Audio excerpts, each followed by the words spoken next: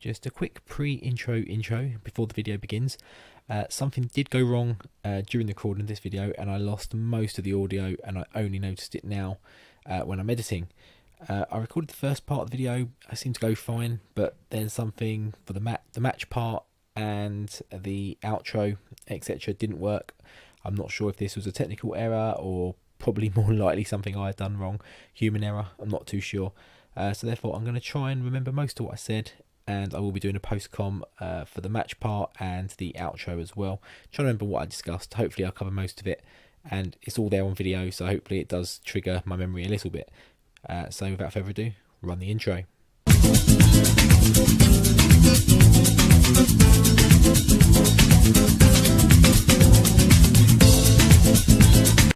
Hello and welcome back to Shakhtar's Glory, episode 92. And a bit of a... I'm recording this today after the previous episode, so I've had a bit of a chance to cool down after that Man City game. It wasn't the best performance. It was a really poor Shakhtar showing, which I've said a few times during this season.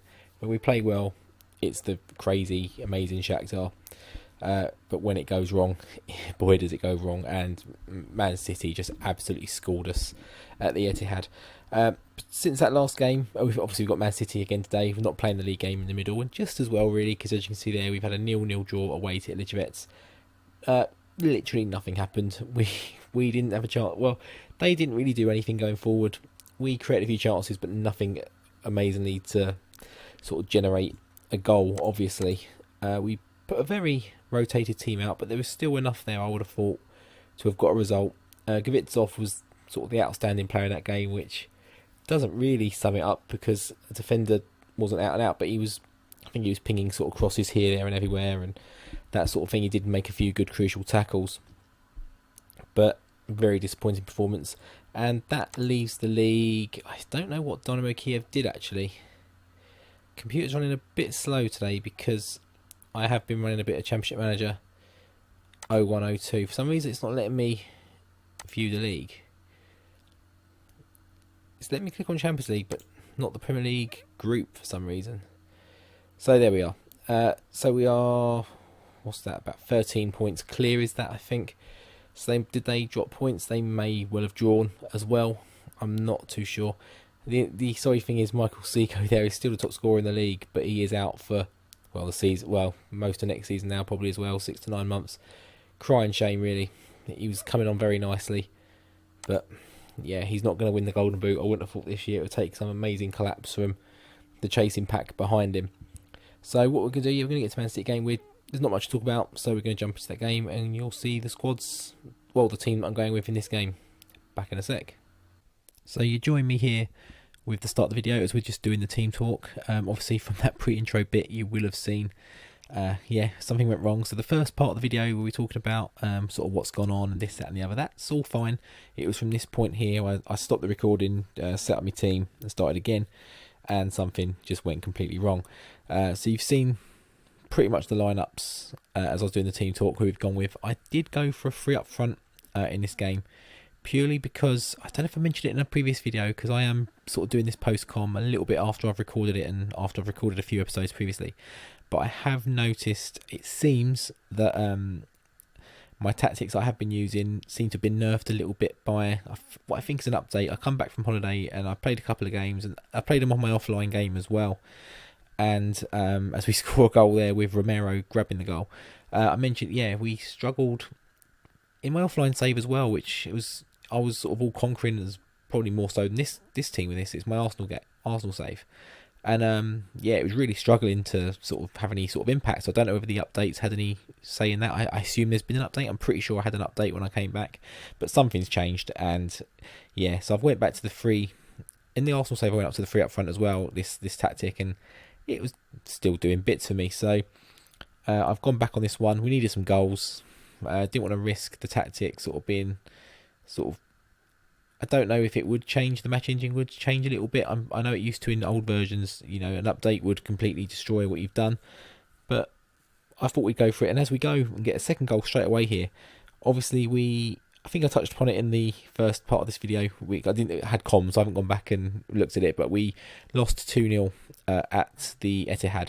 So really up against it, but couldn't get the away goal, which obviously we really needed, desperately needed. But we're back on level terms here within under 20 minutes, and Mohamed gets the goal this time, and with two goals from two shots, not too bad. And as we get to half time here, there's been no highlights since that second goal. Yeah, there's been absolutely no highlights since that second goal.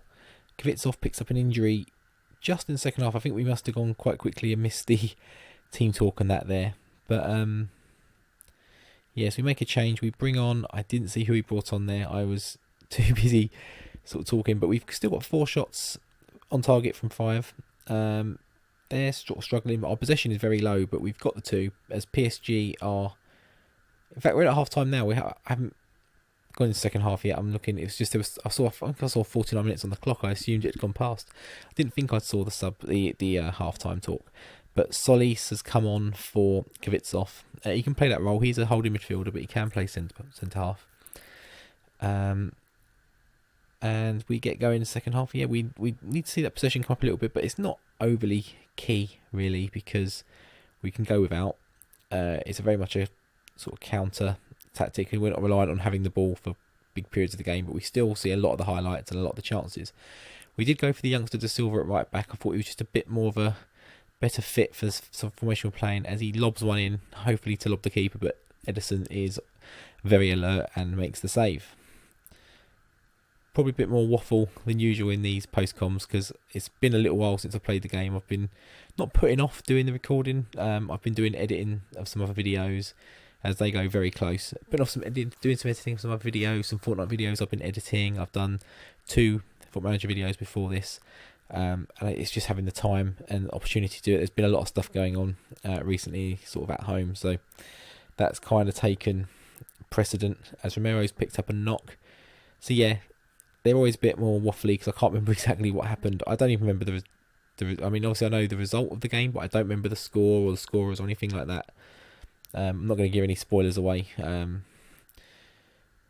either, but I will be recording the next episode after this, straight after. I haven't even done that yet, as Mohamed makes it 3-2, and we finally have, for the first time in this tie, we have the lead, 3-2 in aggregate. Obviously an away goal here for them is all changing. It changes the layout and the structure of this game completely, but he smacks it at Edison, but the rebound is fortunate, straight back to him. And our shots on target from our shots is very good, which is something that's maybe been a bit of a struggle in recent times under the old sort of ways we were playing. We'd always have enough to get the goals generally, but it was a bit of a struggle as Paulinho comes on for the injured Romero.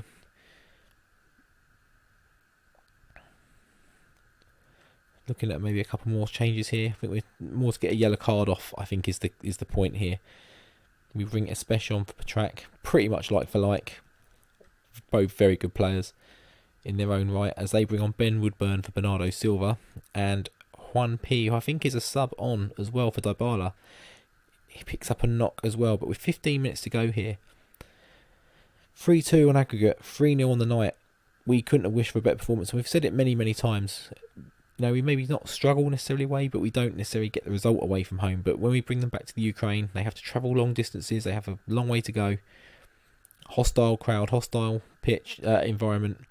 We tend to get it done as Mohamed goes through, and it's 4-2. That bit does kind of ring a bell a little bit now. I do remember him getting, I think it was his hat-trick, wasn't it? I remember him getting a late goal. I wasn't sure if they'd scored one as well, though, which made it a bit more tense. But so far, maybe they do. We'll see. No spoilers. But again, they've had 2 shots on target from 10. We've had 9 from 11. The percentage of possession is up to 43 now, so still not amazing, but a lot better than it was. They bring on Emerson at some point for McManus there. I think McManus is a wonder kid. They've got a left back. But they've got Gabriel Jesus up front. It looks like Sane's been chucked up top for them as well. And that is the end of the game. And on reflection of this game, very much deserved. From what I recall of the last game, I think they should have probably won by more than 2. We possibly should have had maybe an away goal in there as well. I think that I seem to remember some disallowed goals happening. I'm not too sure. But we'll do the team talk. Appreciate the efforts. That seems to go down very, very well. And I think we cut this point. Yeah, PSG win 4-1 in the end. Mbappe getting 3, Ousmane Dembele, who's there now, getting 1, Otavio getting 1 for United. And I can't remember if we cut here, if we do look at the other results. I think we go and see how everyone else gets on. So Juventus are playing Monaco with a 1-0 lead, and Madrid are 4-1 up against Lyon. As it goes to, I think, their second leg soon. So I think we cut to that maybe shortly. So I didn't look at the results in that last bit, but we did on this bit here. And as you see, Juventus drew 0-0 away at Monaco, so it puts them through. And I think Madrid got the result as well, which sees them through. It just went away a bit too quick for me then. I pressed play a bit too quickly before I managed to press record. Only on the one monitor, unfortunately, so I couldn't look at one thing while I'm doing another. But we'll cut back now. I think it's the draw for this on this part. And I think it's fairly soon. So here we are with the draw for the semi-final. Got Real Madrid, Juventus, PSG and ourselves. We've played all of these before except Juventus. So what are the odds on us getting? Obviously Real Madrid we had in the final last season. The ref absolutely robbed us. I mentioned it a couple of times, I'm sure. PSG, familiar foe with us. Started off really tricky against them. Picked up a bit more in recent times. And we do get PSG. Juventus pull out Real Madrid. PSG, Shakhtar. We do have the away leg first of all, which is always my preference. So if we can go there and get an away goal, do something like we always do, and then bring them back for that home leg in the second part, and just try and do the damage. A bit like we did with Man City, prime example, and I think we did it with Liverpool as well. So we're going to play Donetsk's game offline now. Well, I've played it already, but we'll review that in the next one. And I am then going to bring the next episode, which I'm about to play, is the Copati semi-final in the Cup.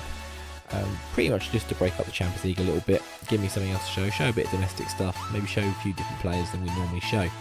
The final for that competition is a long way away. I think it's towards the end of the season.